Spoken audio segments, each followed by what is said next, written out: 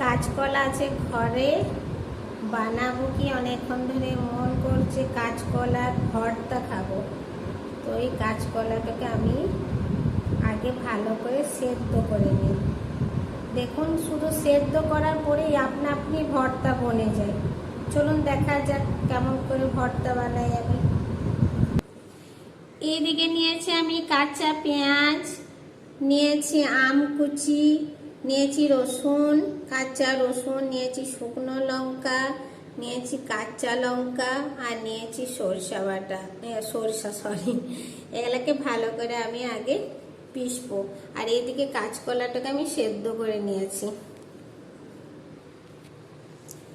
এবার আপনার সরষা, আপনার পেঁয়াজ এইসবগুলো পিষে নিয়েছি। এবার কাঁচকলা সেদ্ধটা দিলাম, তার সঙ্গে অল্প নুন দেব।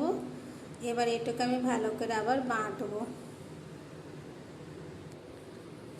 এই দেখুন ভালো বাটা হয়ে গেছে। আমি টেস্ট করে দেখেও নিলাম, কেন আমি না এর লোভ সামাল দিতে পারি না। এরপর আমি অল্প সরষার তেল দিয়েছি। আপনি কালার হওয়ার জন্য লাল লঙ্কার গুঁড়ি দিতে পারেন, কিন্তু আমি এইসব কিছু দিই না।